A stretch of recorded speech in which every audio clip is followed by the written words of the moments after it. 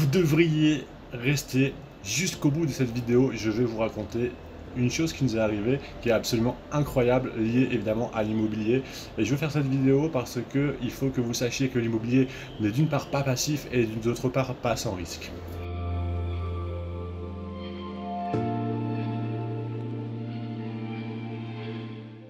Je suis William Meyer, je suis le fondateur du blog Immobilier Facile. Je suis investisseur accompagnateur immobilier et j'ai créé un réseau d'investissement clé en main qui s'appelle ICM, Investissement Clé en Main en 2018. Nous accompagnons des investisseurs dans toute la France. Je veux vous faire cette vidéo parce que on a eu deux gros challenges avec l'immobilier cette année et un des deux challenges a trouvé son épilogue hier.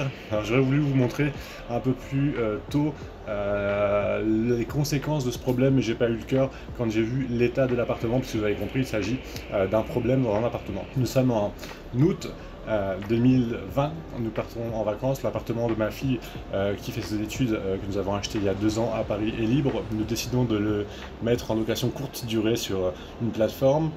On confie à une conciergerie qui trouve des locataires pour 1 mois, donc tout le mois d'août. Donc plutôt une bonne nouvelle, pas de rotation, pas trop de frais, nous sommes très contents. Nous revenons de vacances le 15 août, cette fameuse personne nous appelle en nous disant « William, on a un souci avec ton appartement ». Je dis « Waouh, qu'est-ce qui se passe ?» Elle me dit « Voilà, j'ai loué un petit couple qui semblait charmant et le monsieur a fait une tentative de meurtre sur sa femme dans l'appartement. » Donc vous imaginez, je tombe par terre, enfin je m'assieds en tout cas, j'appelle ma femme, je lui dis assieds-toi, il faut que je te parle. Donc voilà, tentative de mort dans un appartement à Paris. Donc dans la journée je vous montrerai le dit appartement, mais après qu'il ait été remis en ordre, j'ai bien avancé, mais je voulais vous montrer avant, mais c'était pas possible, c'était vraiment trop glauque. C'était le 8 août que ça s'est passé, nous avons appris ça en rentrant, donc on devait être le 16 août je pense, et depuis l'appartement est sous scellé en attendant la reconstitution. Donc le monsieur est en prison pendant toute la durée de août à hier. On ne me dit pas si la dame est décédée dans l'appart ou ailleurs ou pas. Et nous sommes convoqués le 27 janvier, hier donc, pour récupérer l'appart à l'issue de la reconstitution. Nous arrivons hier à l'appartement, nous voyons plein de gendarmes, de policiers plutôt, à toutes les issues de l'entrée de l'immeuble. On rentre, c'est un OPJ qui nous accueille. On rentre dans l'appartement, on voit des dames, on ne savait pas trop qui c'était. En fait, c'était une juge très célèbre en plus, donc c'est assez rigolo.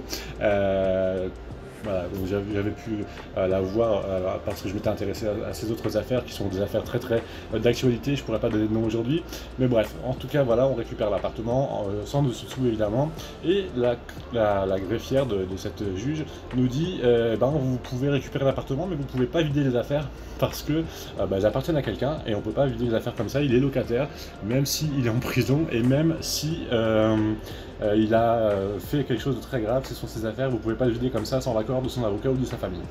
Donc moi je me dis ok super, mais vu ce qu'il a fait, j'aurais pas de problème à vider ses affaires, à les foutre à la poubelle.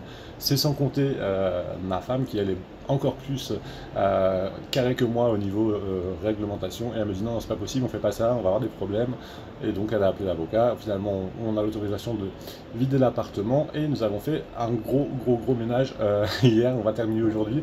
Donc là on est dans un appart-hôtel à Citadine. Alors entre parenthèses, j'aimerais beaucoup faire ce genre de projet, 169 chambres.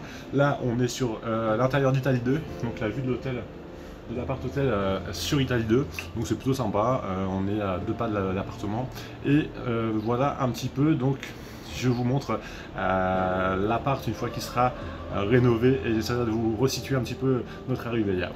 Nous voici donc sur les lieux du crime, on peut le dire aujourd'hui.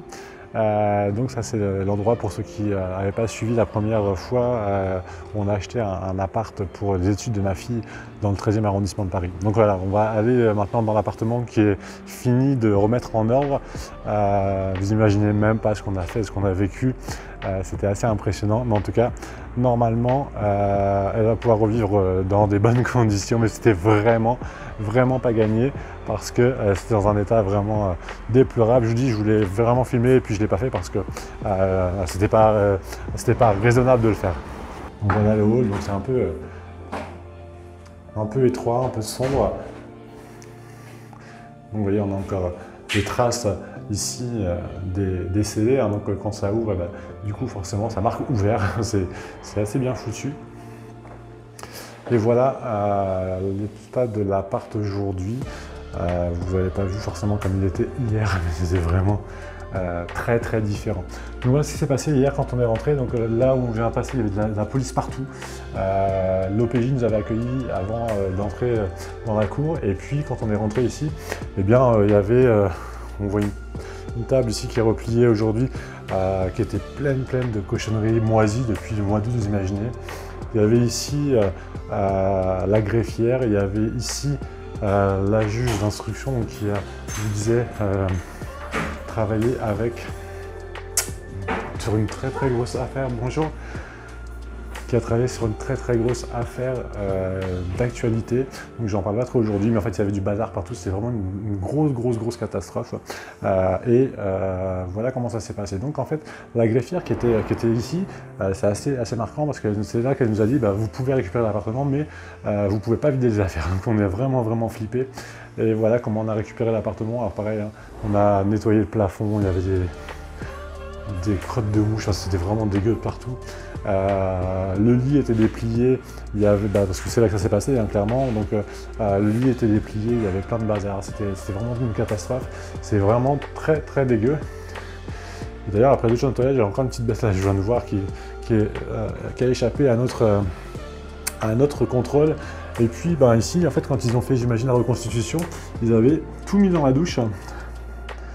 Tout mis dans la douche, donc il y avait un sac à dos du monsieur qu'on a récupéré finalement parce que on n'a pas le droit de le jeter, donc on va le garder chez nous en attendant que ça se... voir si la famille réclame des affaires. Lui je pense pas, parce que du coup c'est à ce moment-là, oui je voulais vous préciser ça, c'est à ce moment-là qu'on a appris que la dame était morte. Depuis le début de l'enquête, il voulait pas nous le dire. Elle n'est pas morte dans l'appartement, elle est morte à l'hôpital, donc c'est un peu... enfin c'est très triste, mais en même temps ça aurait été vraiment très compliqué pour ma fille si elle avait été morte dans l'appartement, ce qui n'est pas le cas. Voilà, donc écoutez, je voulais partager ça avec vous. L'immobilier n'est pas une mince affaire, ça arrive très rarement, hein. Je voudrais que vous puissiez peut-être me dire dans les commentaires les pires choses qui vous sont arrivées. Nous avons eu un deuxième très gros challenge en 2020 qui n'est pas encore abouti, donc j'en parle pas pour l'instant, mais qui est moins grave parce qu'il n'y a pas de décès, il n'y a rien, mais financièrement qui est encore peut-être potentiellement plus important. En tout cas, je vous en parlerai à la fin. Dites dans les commentaires ce qui vous est arrivé de pire, s'il vous plaît, c'est vraiment important qu'on puisse partager le fait que l'immobilier, c'est pas toujours de tout repos.